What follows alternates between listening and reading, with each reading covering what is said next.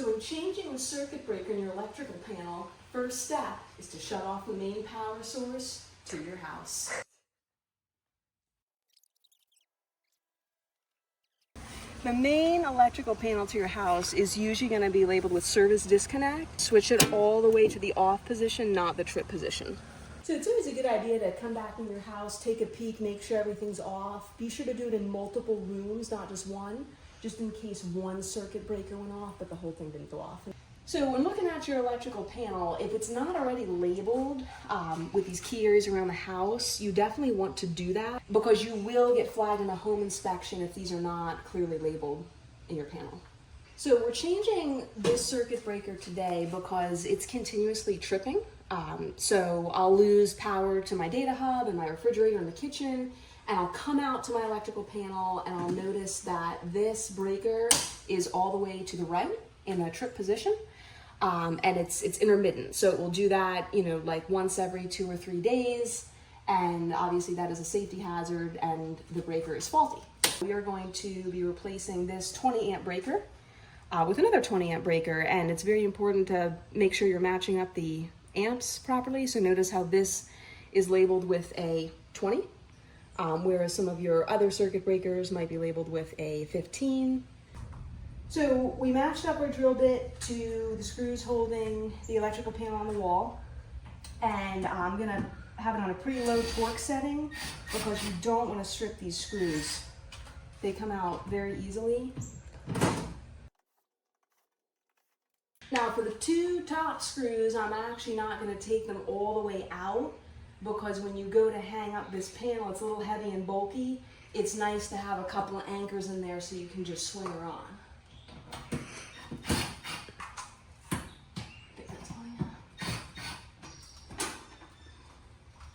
So I just want to reiterate, this is very dangerous. You want to treat all this as live, even though we have cut off the main service to the house. But again, I'm knowing that this is off. I'm knowing that this is safe. But best practice is one hand in the box at all times with an insulated screwdriver. All right, so again, we're taking this top circuit breaker off today. If you're changing a circuit breaker either on the top or the bottom, it's going to be super easy to pull out of the bus. The bus is this panel on the back, the vertical panel. If you're pulling out a circuit breaker in the middle, those are much more challenging to get out. So if you were taking out this one, for instance, you would just want to find a leverage point with your flathead screwdriver and just try to coax it out to the best of your ability. Keeping in mind if you scratch, bend, or compromise the plastic, it's okay because you're going to replace it. So if I was going to take out this one, I might use this as a leverage point against the panel and just try to start coaxing it out from that side. I might even try to loosen it up from that side. Wherever I can get my flat blade in, you can already see it's starting to loosen up right there. Again, that's not the one we're trying to change. That was just for illustrative purposes. This top one, smooth as butter. We're just going to pull her right out. And it's already coming off the bus. There we go, she's out.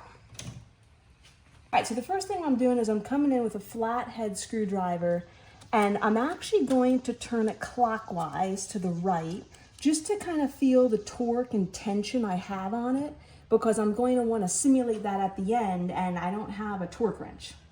So I'm feeling pretty firm, tight pressure when I go clockwise, and again, just trying to bear that in mind when I finalize it at the end.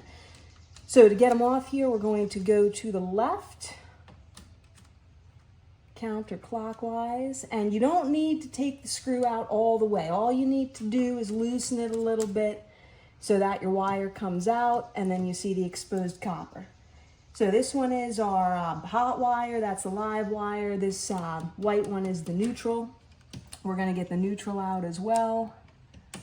So a little twist right there, and neutral is released, and here we have our faulty circuit breaker out of the box. This is garbage. So I just got this new one out of the box.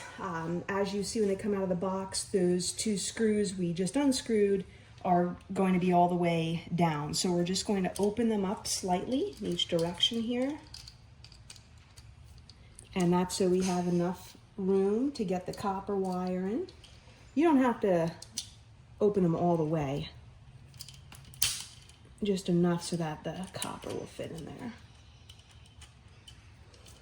All right, so next thing we're gonna check out is the exposed copper on the 2 wires that you just freed up, and we just wanna make sure that they're looking okay, that they're not too bent or shriveled or about to fall off. These are both looking okay.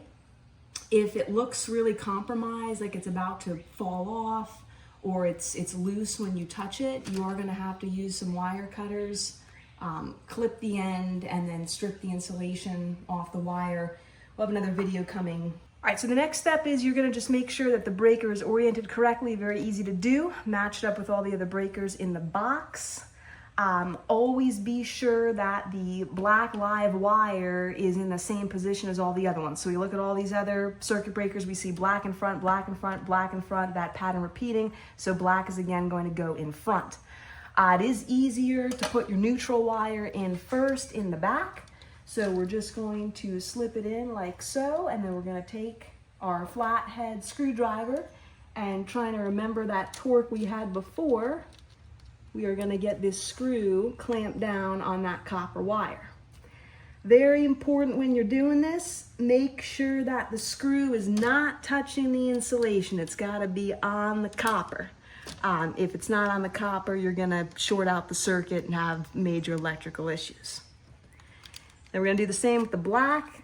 Just making sure it's tight here. Yeah, that's good. You don't want to over tighten it. Don't want to over tighten it. So same with the black, coming in here, we got copper on the screw, tightening it down.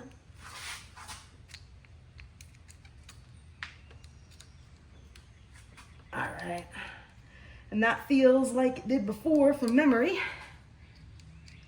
So we are good to mount this on the bus. All right, so mounting this on the bus, oh, this is in the way here. There's no great way to do this except using some good old force. You can try pushing it in, but as you can see, it's a struggle. It's not really mounting. So what you do is you get a nice big flat blade or similar, and you really show it who's boss. Nice firm tap to the butt of the driver. Bam. Beautiful. Right on that side. And again. Beautiful. And it's mounted. We're good. So flip it to the left and on position. Oh, power's off.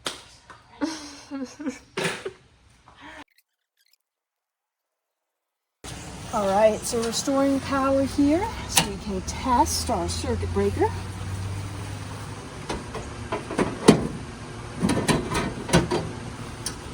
And this is now a hot live box. You don't want to touch it in any way, shape, or form. As we can see, we have a red light blinking here, and that is the test light indicator. Since it's a newly installed breaker, that's going to flash about 30 times or so. So if you remember before, we left those 2 screws on the top, and that is a beautiful thing to help mount this. A little bit too high, there we go. Just again, be very, very cautious with your fingers, right? I'm very aware of where my fingers are. I'm not trying to push them into that box at all.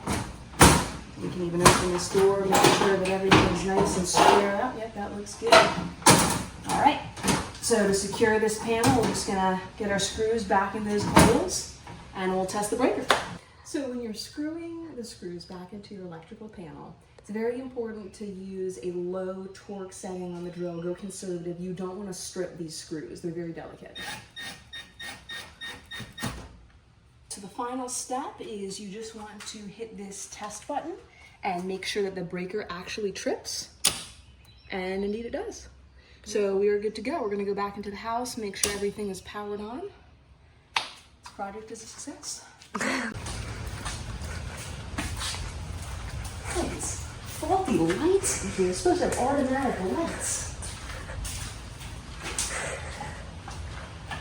Oh, that's why we just killed the power of the house.